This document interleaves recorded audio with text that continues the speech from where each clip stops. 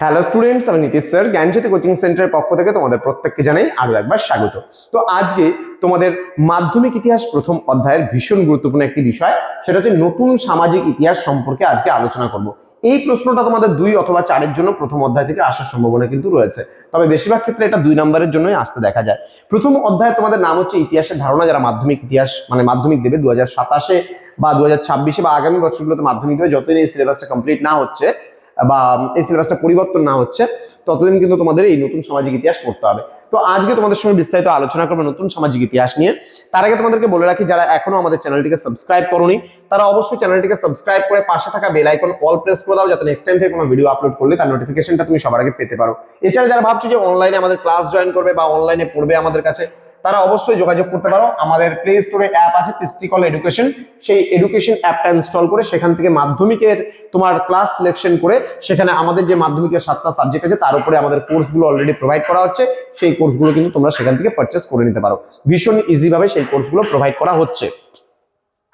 তো আমাদের এখানে কোর্স ডিটেইলস কি আছে, নোটস পিডিএফ আকারে পাচ্ছ, ডাউট ক্লিয়ারিং সেশনস তুমি পাচ্ছ, রেকর্ডেড ভার্সনে ক্লাসেস পাচ্ছ, সাজেশনস পাচ্ছ, মক টেস্টের সিরিজ এবং লাইভ ক্লাসেসও কিন্তু পাচ্ছ। ঠিক আছে, চলো শুরু করব আজকের ক্লাসটা। ভীষণ গুরুত্বপূর্ণ সামাজিক ইতিহাস, মানে নতুন সামাজিক ইতিহাস কি। দেখো কি বলছে, ইতিহাস হলো মানব সভ্যতার ক্রম বিবর্তনের ধারাবাহিক বিবরণ। ঠিক আছে, ক্রম বিবর্তন কেন বলছে, কারণ প্রাচীনকালে মানুষ কেমন ছিল, আজকে বর্তমান দিনে এসে আধুনিক যুগে মানুষ কেমন আছে সেই বিষয়ে। অর্থাৎ মানুষ একটা সময় বনে জঙ্গলে উলঙ্গ অবস্থায় ঘুরে বেড়াতো, পোশাক আশাক ছিল না, মানুষের মাথা গোজবার ঠাঁই ছিল না, কৃষিকাজ জানতো না, মানুষ যানবাহন চালাতে জানতো না, যানবাহনের ব্যবহার জানতো না, মানুষ অনেক কিছু জানতো না, পশুর কাঁচা মাংস খেত। তাহলে বনে জঙ্গলে ঘুরে ঘুরে তোমার হচ্ছে ফলমূল সংগ্রহ করতো, পাখির ডিম সংগ্রহ করতো, নদীর মাছ সংগ্রহ করতো। তাহলে একটা সময় পরে মানুষ আজকে উৎপাদন করতে শিখেছে, স্থায়ী বসবাস করতে শিখেছে, আগুন জ্বালাতে শিখেছে, চাকার আবিষ্কার করতে শিখেছে, যানবাহন বানাতে শিখেছে, এবং তার সঙ্গে সঙ্গে কৃষি সভ্যতার বিকাশ কিন্তু মানুষ করেছে, মানুষ নগর সভ্যতার বিকাশ করেছে।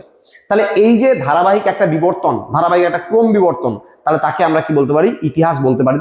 তো বলছে ইতিহাস হলো মানব সভ্যতার ক্রম বিবর্তনের ধারাবাহিক বিবরণ। তাহলে একটা সময় মানুষ কেমন ছিল, আজকে মানুষ কেমন হয়েছে, তাহলে এই যে বিবর্তন, এই বিবর্তনটাই কিন্তু ইতিহাসে আলোচনা করা হয়।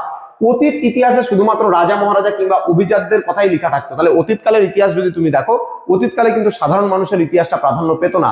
ইতিহাসে যেটা আমরা পড়তাম সেখানে বিভিন্ন রাজা, একটা সাম্রাজ্যের উত্থান, একটা সাম্রাজ্যের পতন, এগুলোই আমরা পড়তাম, তাই না? কিন্তু এখন কিন্তু ইতিহাসটা অনেক বদলে গেছে। ইতিহাস শুধুমাত্র রাজা মহারাজা কিংবা অভিজাতদের কথা নিয়ে কিন্তু আলোচনা করে না। এখন বর্তমান দিনে যে ইতিহাস রয়েছে সেই ইতিহাস কিন্তু সাধারণ মানুষ নিয়ে আলোচনা করে। সাধারণ মানুষ কি ধরনের পোশাক পরিচ্ছদ করে তা নিয়ে আলোচনা করে। একদম নিম্নবিত্ত বা প্রান্তিজ শ্রেণী বা প্রান্তিক শ্রেণীর যারা মানুষ রয়েছে তাদের নিয়ে ইতিহাসটা কিন্তু এখন আলোচনা করে। তাহলে এখানে বলছে কিন্তু 1960-70-এর দশকে এই ধারার পরিবর্তন এসেছে। তাহলে একটা সময় যে রাজা মহারাজার কথাই ইতিহাসে আলোচনা হতো, সেই ধারণার কিন্তু অনেকটাই পরিবর্তন ঘটে গেছে। তো এখানে সাধারণ মানুষ, নিম্নবর্গীয় সমাজ, এমনকি প্রান্তিক অন্তর্জদের সামাজিক, রাজনৈতিক এবং অর্থনৈতিক, সাংস্কৃতিক এবং ধর্মীয় জীবনের বিবর্তনের কথাও কিন্তু সমানভাবে গুরুত্ব পাচ্ছে। তাহলে একটা সময় সাধারণ মানুষ ইতিহাসে গুরুত্ব পেত না, ইতিহাসে গুরুত্ব পেত রাজা মহারাজা, অভিজাত, এবং প্রথম দিকে ইতিহাসটা ছিল উচ্চবিত্তের ইতিহাস।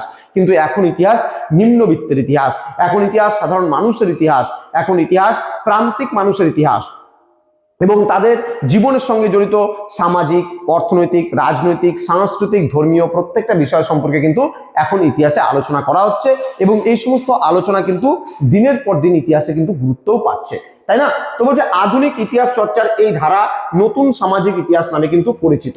তো বাংলার নমশূদ্র আন্দোলন সামাজিক ইতিহাস চর্চার কিন্তু অন্তর্গত। তাহলে নমশূদ্র আন্দোলন মানে নিম্ন শ্রেণীর মানুষের আন্দোলন, সেটাও কিন্তু এখন বর্তমানে ইতিহাসের অন্তর্গত হয়েছে।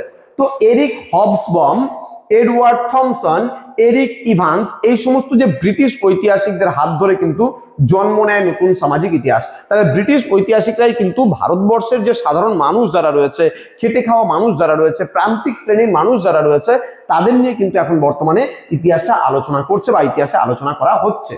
তো বলছে এই সময় থেকে বিভিন্ন ঐতিহাসিক নতুন সামাজিক ইতিহাসকে কিন্তু জনপ্রিয় করে তোলেন। তাহলে জনপ্রিয় ইতিহাসটা এখন বর্তমানে ফেমাস হয়ে গেছে, যখন সাধারণ মানুষ ঢুকে গেছে ইতিহাসের মধ্যে।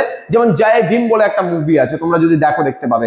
সুপার 30 মুভি যেমন আছে তোমরা দেখতে পাবে। ঋত্বিক রোশন কাদেরকে নিয়ে, কোন স্টুডেন্টদেরকে নিয়ে সে আইআইটি টপার বানিয়েছে। তাহলে যারা মানে চায়ের দোকানে কাজ করে, যারা মিষ্টির দোকানে কাজ করে, যারা হোটেলে বাসনপত্র মাঝে কাচরা উঠায়, এই সমস্ত ছেলে মেয়েগুলোকে নিয়ে কিন্তু সে তাদেরকে পড়িয়ে কিন্তু একদম ভালো জায়গায় পৌঁছেছে। তাহলে একবার যদি গরিবের ছেলেমেয়েরা যদি চায় না যে একটা টপে পৌঁছাবো, তাদেরকে কেউ আটকাতে পারে না। যেমন নদীর জলধারা, প্রবাহমান জলধারা যেমন কেউ আটকাতে পারে না, ঠিক একইভাবে কিন্তু মানুষের যে সাধারণ মানুষের চলার গতি কেউ আটকাতে পারে না। তাহলে সাধারণ মানুষ যখন ভেবে নেয় যে আমি এটা করব, তাকে কেউ কোনোদিনও আটকাতে পারবে না।